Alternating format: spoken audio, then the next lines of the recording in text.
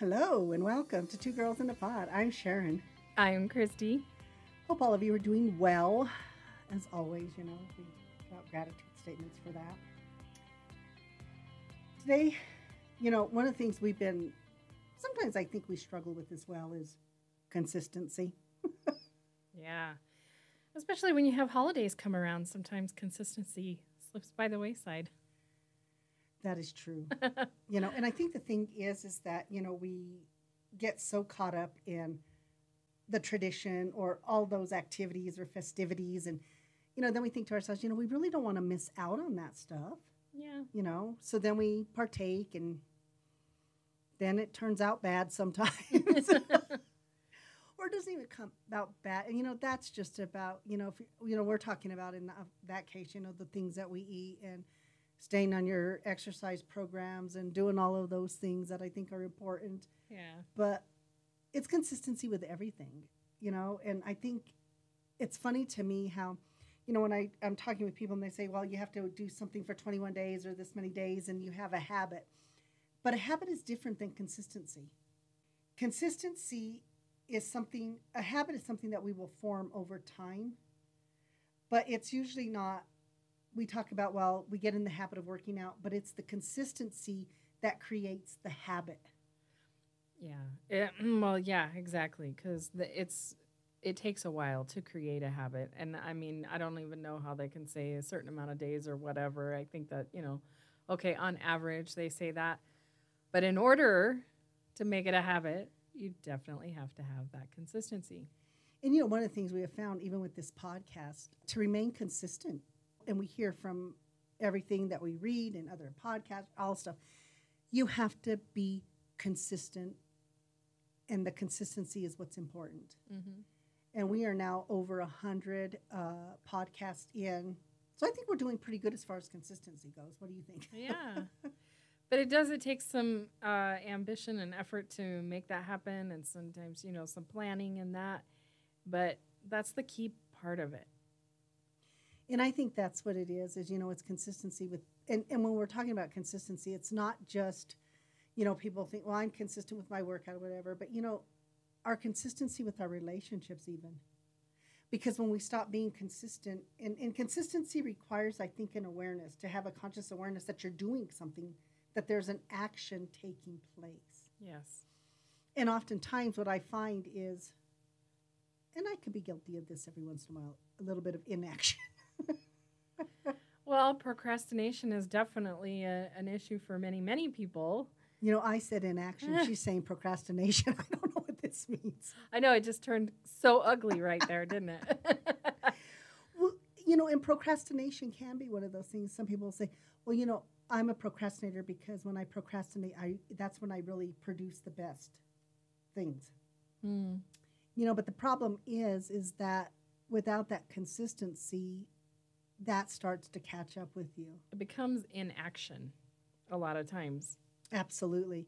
And I think that's what we're talking about here is that consistency. And, one of the things that we've really shifted our focus to a little bit more is even being consistent with our relationships. Mm-hmm. Making sure we're reaching out, being consistent with it. It's not that those people don't know that we still care, but once again, consistency is an action. Mm-hmm. And so that's been one of the things that we've kind of implemented in the last probably 8 months, something like that, is really shifting that focus to being consistent with our friendships, making sure we're reaching out to them, hanging out with them on a more consistent basis instead of once every, 6-8 months, whatever. But I find that even in that, I don't know about with you, but I find that I'm really liking it because we're staying more up to date with our friends and what's going on with them and all that. Well, we've talked about a lot of times how, those friendships and that really feed your soul. And hopefully everyone has someone like that in their life. And I think if you maintain that consistently, that is a part of taking care of you as well. And, we talk about, how important that is. And, if you make that a priority, and yeah, sometimes it's a slow go with things, but that's what creates that eventually, like you say, a habit you're building something, takes some time. Well, and I think the other thing with consistency is, and I always tell you this. I've done how many crunches? Where's my six pack abs? And I think that with consistency, I think a lot of times our frame of mind becomes, if I do this for 3 weeks, then I should have this result. So therefore, we then stop doing. Well, that didn't work. On to the next thing. Not understanding that it's that consistency is a continuation. Mm-hmm. And I hear that a lot about even like with weight loss programs and things like that. People eventually, it's like they get tired of it or that, and that's why. So if you're no longer being consistent, you're not going to see that result happen. Or what people are is they're consistent till they lose the weight and then they stop. Well, I reached my goal weight. Now I don't have to do anything.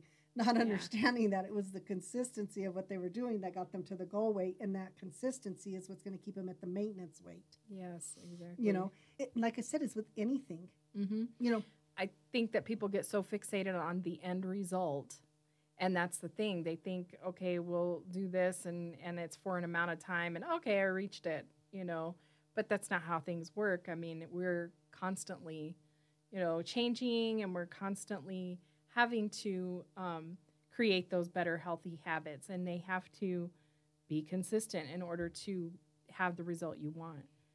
I can't tell you how many times in therapy I'm telling my clients that I need you to practice this on a daily. I need you to be consistent with this in order for us to see those changes. Mm-hmm. And then, once they see the change, then there is more of that motivation. But it's getting that. But sometimes it's like, well, I tried that, didn't work. Well, how many times did you try it? Well, twice. Okay, well, that's not enough. Mm-hmm. So even with that, sometimes I'll get some pushback with that about, well, how long do I have to do it? As long as it takes, as long as that consistency takes in order for you to get where you want to be. Yeah, and exactly when you get to that point where you want to be, you have to understand that there still has to be a consistency. You just have to redefine what that looks like. It's constantly morphing, the things that you have to do, but it's maintenance.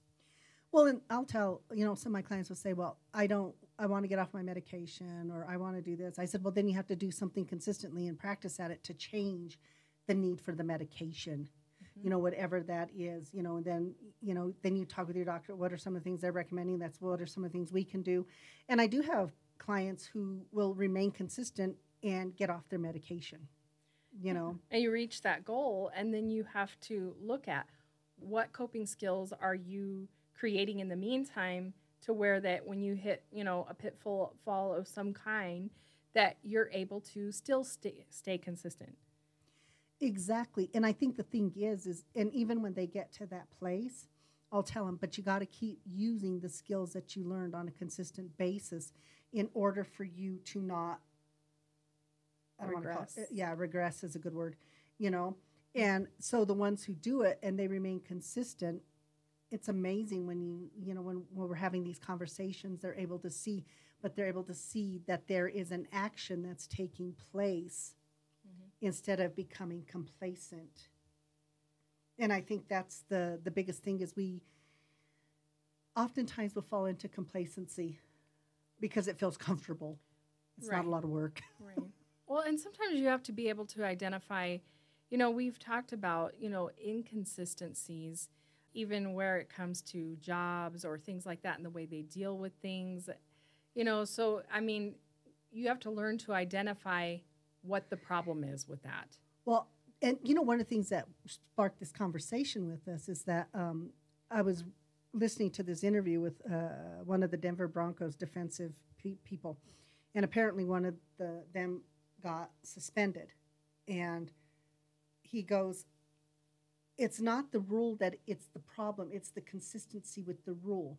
If you're the rule has to be consistent across the board. So apparently his teammate didn't get a penalty flag, but got a suspension. On the other team, they got the penalty flag, but no suspension. And then he comes back and he said, if you're going to have a new rule for us, then make it be consistent, because the consistency is what's going to help us. When we don't have that consistency, then what it's creating is a mental thing. Exactly. Well, it sends a very mixed message, and people don't know how to deal with it. That there's not, if there's not a uniform way of dealing with something, then it throws you off when you're dealing with something like that. And I think the thing is, this is people's livelihood, and that frustration of, he made a good point. He goes, then teach us, tell us what we need to do in order to not break, to follow this rule that you've put into place. And I think we find that often, and I will even hear that in my office over and over and over and over again. It's parents who are not consistent with their parenting. Then they're in here, well, why is my kid doing this? Or why is this happening? Are you being consistent? You give in, and then the rule no longer applies. Yes, that inconsistency sends a mixed message. So, of course, as a kid, you want to do what you want to do. You're going to push that envelope if you think there's a possibility that you're going to, be able to get by with it. I always tell the kids I work with, Miss Sharon's like you, I want to do what I want to do when I want to do it. And they'll often ask me, do you get in trouble? I said, I can. I have to be consistent with you, too. But it's true. And then, on the other side of it, I'm having people in my office who are saying, hey, my boss is not consistent. I don't understand the rules. It keeps changing. So they're in my office very dysregulated, not because they don't like the job, not because they don't feel like they're even good at the job, but though they start to question, am I even good at what I'm doing? Because I'm doing it the way you told me to, but now something's different. You want this, but you didn't tell me this. So even the more consistent we are, the more there's kind of peace of mind, I think. Oh, yeah, definitely. Think about how much more uniformly an office would run if bosses approached it from that angle. And, you see it all the time, inconsistencies between employees or between different situations, and that makes it difficult for people because you're not really sure what should be done. If we don't have that uniform thing to follow, it really sets us off. Yeah, because I can think back in my life about different times that I thought, I don't know what you're wanting from me. I don't know what this expectation is. So then I spend a lot of time trying to figure out the expectation. And even if I ask the question, it might be, well, today we want you to do this. And then the next day it's, well, maybe you got to do it this way. And that's very difficult. And, one of the things is, and this is really important to me, is I remain consistent with my clients. The way I interact with them, there's always a consistency. When I worked with kids, I stayed consistent. And I don't care how cute they were. If they broke the rule, they broke the rule in my office. So it was very rare that a child would break the rule in my office because I was very consistent and I helped them understand the rule first. Right. And I always tell people, we have to have a little bit of a ramp up though. When you're in a new job and you're learning stuff, you have a ramp up period of time. And I always tell people, so give yourself a little bit of grace on that too. If you're working out, if you're starting a new workout program and say your goal is this, but say you don't meet that goal, that's okay. You're still having an action. And I think that's the biggest thing is it's the action that we're having, and that consistency is still moving towards that goal. But oftentimes they'll sit there and say, well, I didn't do it. So, they throw their hands up and start again. And I mean, I've been guilty of that every once in a while in my past. I think most of us have been. But when we do have that consistency and we get to see the end result, that to me is the biggest thing. There are some things you and I are always consistent on. That is our gratitude. Yeah, gratitude statements. And I wish, more people would understand. Of course, you talk about, helping people understand how gratitude rewires the brain and how it helps you to change your point of view on so many things and how it improves your life. Well, and how when you started out, sometimes it's so interesting because when I do this with my clients and I'll see them go blank, and I'm there like, you don't have anything to be gratitude. And what they're doing is they're trying to think of this grand statement. Mm-hmm. Or what am I supposed to say? Oh, I'm grateful for my children. Mm-hmm.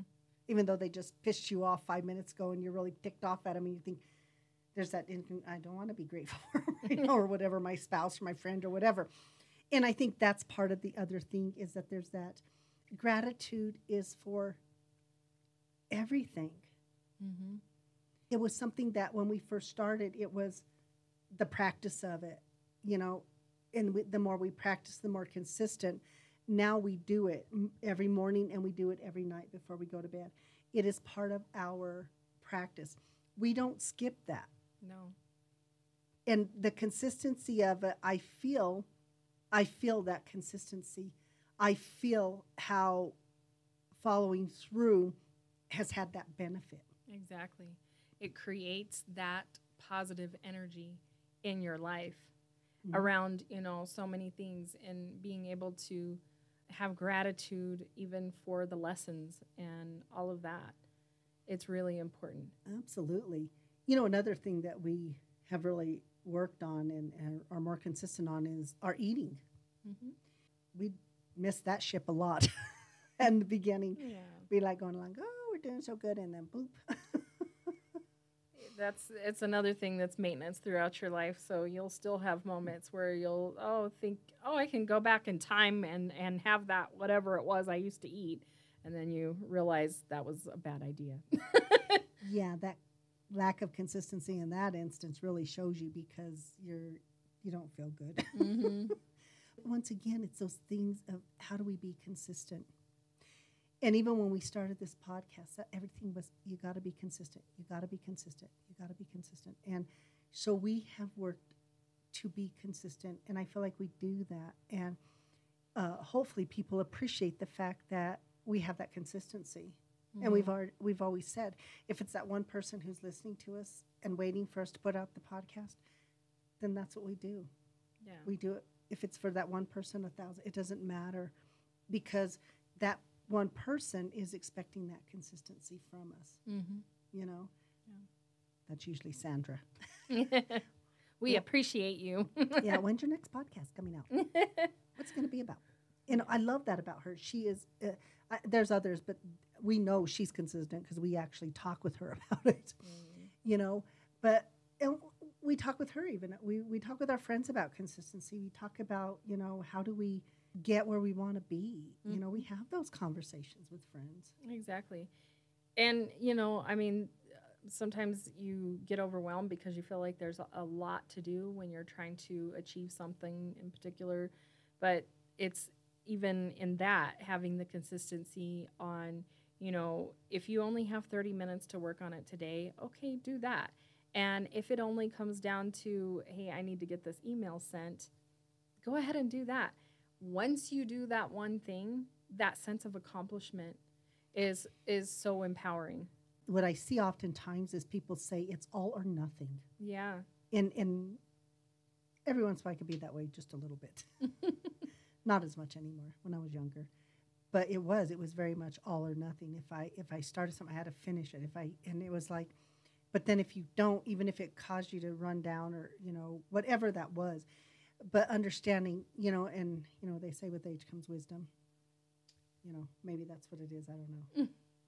But I do find that what I do now is I will do that, and if I have, when people are requesting stuff from me, whether it's doctors requesting records or VA or Social Security, whoever it is, lawyer, whoever, I'll always say, I can't get to it today, but I will get to it by the end of the week. And then I do my best to do that. It used to be I would stop everything, but if I stopped everything, then that meant I was neglecting something else. Mm. So I've learned that there's a balance even in that, in that consistency of telling them, this. And with consistency comes boundaries, because you have to set those boundaries in order to be consistent. Mm-hmm. You have to be consistent with the boundary. But, sometimes people want more time or things like that. And when I work with my clients, I was like, they want more from me and I don't have the time. I want to be doing this, but I can't do this. So then, now they're trying to do both, and they're spreading themselves too thin. And then it's like, well, set a boundary with that person and let them know, no, on this day and this day, I'm just not available. Yeah, exactly. And being consistent with boundaries is, woo, that's a tough one for everybody, I think. Right. I think so. Well, I think it's because you oftentimes people think, well, it's only a few minutes. Maybe I can just fit that in, or, Yeah. then we're not, then pretty soon it becomes longer than it's supposed to be and things like that. And A 5-minute conversation turns into a half hour and, you didn't get anything done. and not that sometimes those things aren't important Mhm. and they're relevant and we have to do them, but it's when it's happening more often and it's really interfering with the things that are important to us and what we're trying to do. So I think that's kind of what I'm saying. And once again, there's a balance in everything. And when we're consistent and it's balanced, it feels right. Definitely. You feel like you're in alignment with things. Even if it's just a minute thing that you got done, it may not seem like a big thing, but like I said, that sense of accomplishment that comes from it, for one thing, and you're one step closer to a goal that you have set. I had just recently posted a meme on Two Girls in a Pod on Facebook about, set some realistic goals for yourself. You are not able to do everything all at once, and that's okay. It's not meant to be that way. We have to learn from the whole process. And I think that's the really big thing is we forget that things can be done in baby steps. And I always tell my clients, it's baby steps, man. We're not trying to change you overnight. You didn't get here overnight. How can we change you overnight? We just remain consistent with the little steps that we're doing. Each step we do consistency with it. We're doing little stepping stones each time. Each thing we do is that next stepping stone to what it is that we're wanting. But being consistent on that first baby step is important, because once I'm consistent on that, then I get to the next one and then the next one. And then pretty soon that goal is not so far away and it actually feels more attainable. Yeah. And it requires some self-discipline to be able I don't like that word. to do that. Yeah, I know, but it does.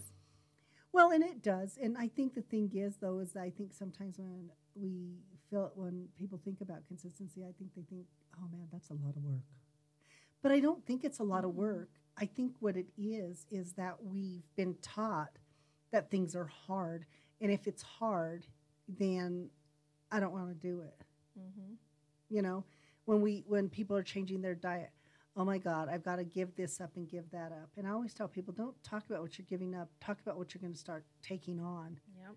I guess we're just not conditioned to do that, early on. So I tell people, think about that. Don't sit there and say, oh my God, I got to give up this, and this. And then pretty soon it's like, oh, that's just too much work. I'm not going to do any of that. I'm not going to have any flavor in my life. Exactly. You have to shift your focus on to creating something.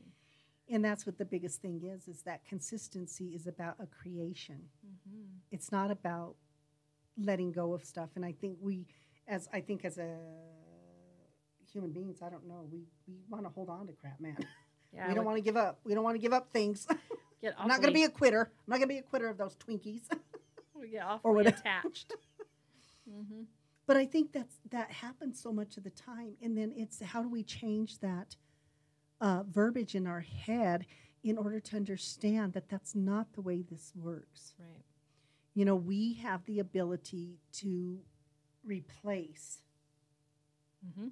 And sometimes what we replace it with is so much more valuable and important to us than what we are not having any longer. It becomes something that's so much more fulfilling if we just give it that opportunity. But in order for that opportunity, you have to remain consistent. We've talked a little bit about that with you and your sweets chocolate. That was one thing that took you a hot minute. A lot of people think, you're so set that, I just don't like that, or I won't do this or whatever. Well, as soon as you say that in your mind, you've given yourself that message that you absolutely are not going to. Giving yourself permission. Right. And what if you started saying to yourself, well, I'll try it. I'll try it again. I'll try it again. And eventually, like I said, with food, I would say it's you change, your palate changes over time. It really does. And you have a little bit of power in that if you continue to test the waters. You have to be consistent even with that. Yes. It's try a little bit. I think this year is the year I finally said I don't like pumpkin pie. Because every year at Thanksgiving, I will take a piece. I'll say, okay, maybe. But I keep trying. I say, okay, that little piece, that little piece. And guess what? No, I don't like the consistency. I love pumpkin everything else. And this year there wasn't even a pumpkin pie to be had, so we didn't So have I to worry didn't, about yeah, that. I didn't have to even sit there and say, oh my God, because I think I'm at the place now. I've been really consistent at trying it. And that consistency has now told me I don't like pumpkin pie. Mm-hmm. Just accept it and move on. Yes. So on to the next. But there are foods, for you, eating fruit. Yeah, because that was one of the main things. I hardly ever ate fruit, but it wasn't sweet enough to me because I was used to candy and that kind of stuff. And so to get away from that, I had to gradually start with the fruits that I already could tolerate and then move up from there. Now I eat different fruits, and I try to choose fruit over anything else for something sweet. But you've had to really work on the consistency with that, trying Definitely. that little bit at a time. And you would, and you'd scowl, but, Yeah. and now, we do. And that's become another thing that we do is we will try a lot of different fruits from different places and stuff like that. Mm-hmm. Some not so good and some are very strange, but, we still, Mm-hmm. that's become our thing. We're consistent too. When we go to other countries or even other places, we will try a food from there. Mm-hmm. Because we want to, we want to broaden our views and our palate, I guess. Yeah. See what the rave is all about when you go to Puerto Rico and try the plantains. I am not fond of plantains, so we'll see how that goes when we eventually get over there. And I think and I tell her, I said, I wonder if it's the way they're made, if they make them different because it's such a staple for them. I don't know. My Puerto Rican client says that we just haven't eaten the right way. So then I can believe that. I was the same way about Brussels sprouts. I did not know there was another way besides boiling them. And now that I know they can be made good, I like them. So, yeah. Oh, I know. We went out with some friends for her birthday, and we went to a gastropub. And she looked at me, and she had Brussels sprouts, and she goes, you want to try my Brussels sprouts? And I go, She goes, oh, really? She goes, I thought you said you try new things. I was like, God, I hate that they know this shit. So I tried it, and I actually liked it. So that was my first time I ate a Brussels sprout that I liked, and now I learned how to make them, so I can make them at home. Yeah, they're really good. But that's what I mean, it's that consistency of trying new things too, and sometimes it's a hit and miss, but And it takes some self-talk. I mean, even when I started, a workout program and that, I had done that in the past in different ways and stuff like that, and eventually just felt overwhelmed, I guess, and gave up on it. And, the last time that I was like, I'm going to do this, and I thought, what if I just kept going? What if I just keep going? And, I feel like I feel so much healthier than I ever have. So, I mean, like I say, it takes a lot of self-talk sometimes, but. Well, you realize you could be a little more athletic too, which is kind of cool. Mm-hmm. You know? But you would not have known that had you not stayed consistent with working out and doing yoga stuff and things like that. And I think we sell ourselves short sometimes because, whether somebody else tells us, oh, you're not good at that or, whatever that is. And then we try it, like you said, we try it and we say, oh, well, they were right. I'm not good at that, so I'm just not going to do it. Or we put that doubt in our mind. And then what happens is we never challenge ourselves. And through that consistency, your flexibility and all of that has improved so much. And you continue and you're very consistent with it. I'm more consistent. I found what works for me with my work schedule and stuff. Yeah. And she told me, she goes, how can you even say that? She goes, you work every other Friday. You have Saturday, Sunday, and Monday off. There's some time in there somewhere. God, I hate when she said that to me. I'm thinking, man, I'm making excuses. But I don't do that now. I really do my best to get it in. And Wednesdays is hard for me because I'm at my office. And so I don't have time. I just go back to back on that day. But I find that I miss it now. Well, and nobody says you're required to do it 7 days a week. So, you figure out your schedule and you see what works. And it's the consistency of that, whether it be 3 or 4 days or whatever. But I think that's what I mean, though, is that when you are consistent with something, that day you're not consistent, you kind of miss it. Yeah. But I probably wouldn't miss it, but because once again, I go back to back on those days, sometimes I'm there like, oh, I got like 2,000 steps. If that, one day I got home and I had like 1,700, I'm like, oh my God. What did I do? Sit on my butt all day? And then I say, oh yeah, I do. That's what I do on those days. But then what did you do? You went and you looked at the days that you could do something. And when you, like I said, get into consistently doing stuff like that, it's those little steps forward. And it was. And I appreciated you because you really helped me with that because, once again, sometimes I can be a little all or nothing. Mm-hmm. Well, not as much as I used to be. Remember that. But, so that was kind of something that was really good for me to learn. You don't have to beat yourself up when you don't do it or when you don't meet that goal, and then remembering that it's all baby steps. And sometimes I think we just get on this thing where we have this idea and we have this vision of what it is that we're wanting, and I think sometimes we see the end goal. Yeah, I think you get fixated on it. Yeah, that's a good way of putting it. Yeah.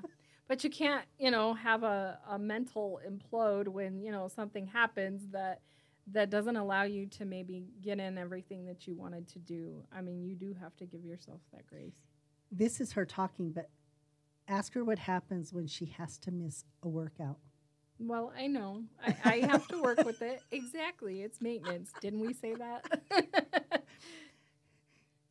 I come down and I'm there like, oh, God, she hasn't worked out.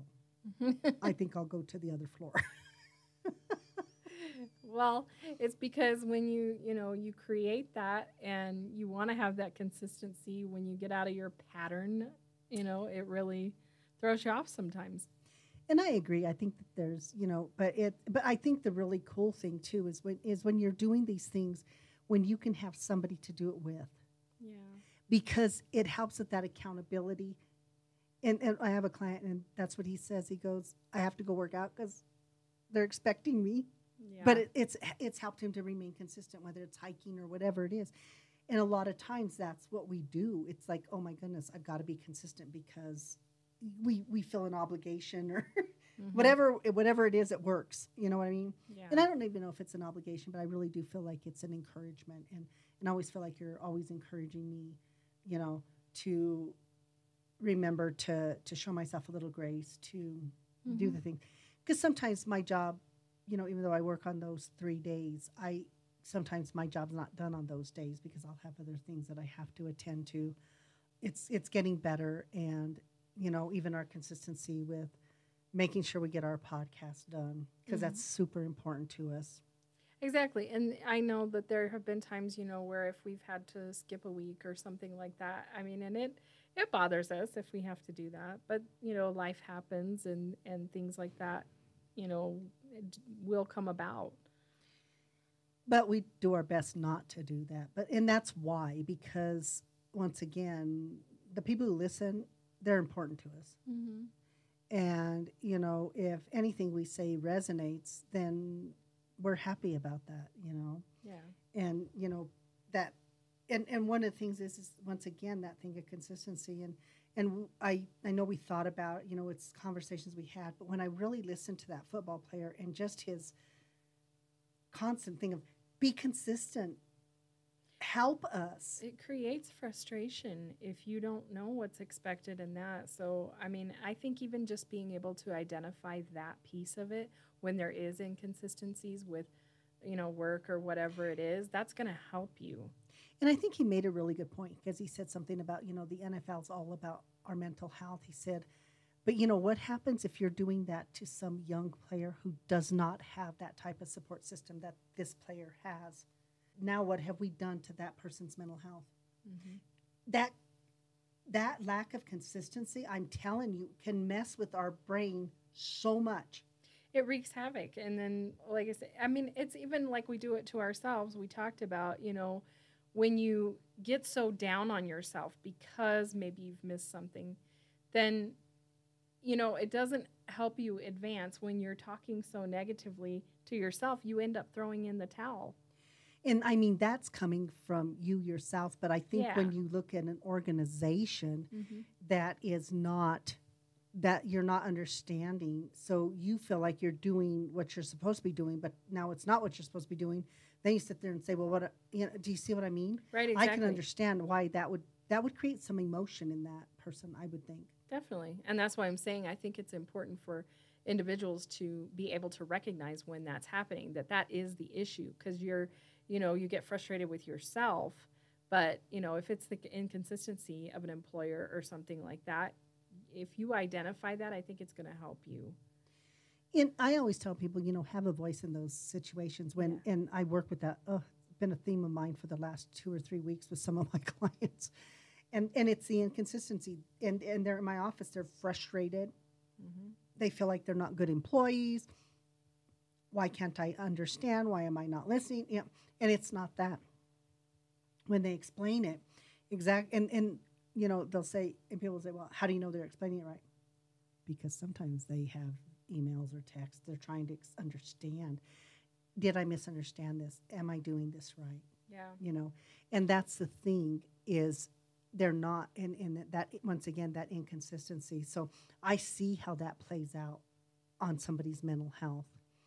And once again, all I tell them is do what you have the power and control to do.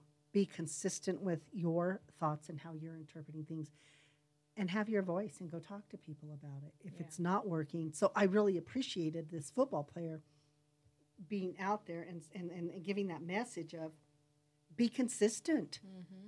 We want to learn, teach us, and we will gladly do that. Yeah. And oftentimes how hard is it to teach somebody? It's not. Exactly. Even like we were talking about with kids, they don't have the vocabulary to say that. And you'll see that play out, those frustrations of those inconsistencies. You'll see it play out in different ways because they can't communicate that to you in any other way. But I have to tell you, one of the things that is so cool to me is when I have those parents, and I have some of the most amazing parents I work with, and when they get it and they start using that consistency with their kids. And I'll always tell them it's going to be hard at first. And you're going to want to throw in the towel. Mm-hmm. But I promise you, if you remain consistent, they'll come to me and they'll say, oh, my God, when you said that it would get easier, we did not really believe you. Mm-hmm. But now life is easy. Our home is, pretty mellow and we're enjoying things. But it was that consistency and that follow through. And I love when I get to hear that. And I get to hear that often in my office because I have some of the most amazing clients who really do follow through, have that consistency, and we see a lot of growth in them. And that's how I know it works, because it's something I do in my practice, and it's something that we do in our personal life. And being able to see that consistency play out is amazing. And to see that sigh of relief that, oh my goodness, this is better. Mm-hmm. Things run so much more smoothly. Think of something. Just pick one thing. Like I said, if it's something, pick one thing to be consistent with. Mm-hmm. Once you're consistent with that enough and you see the success that you feel and how it changes things, then you can add more stuff in. And it's like, oh, you know what? That's not too bad. Let me try something else. Mm-hmm. And I think that's what's really important. And I think that's what's really relevant. Mm-hmm. That's what it leads to. It seems like, it spills into other parts of your life because you're able to create that. And the more we create and the more we sustain it and nurture it, because that's what consistency is. Mm-hmm. It's nurturing a piece of us, or it's nurturing those things that we want, that are important and valuable for us. So, I guess our statement for today is be consistent. Consistency is key. We so appreciate you listening and stuff. And as always, we ask that you follow us. Subscribe. We are on YouTube, Adventures of Two Girls in a Pod Life's Journey. And we are also on Facebook. We are on Instagram. And wherever you get your podcasts, you can listen to us there. Like it, subscribe. We need you guys. Yes. And we appreciate you. But like I said, subscribe, like, follow, whatever the jargon is for all of it. Yes. You can also subscribe to the website, which is twogirlsinapod.com. So like I said, we appreciate it. We hope that you guys all have a great holiday, and we look forward to being back next week. And, remember, consistency. It is our friend. So subscribe.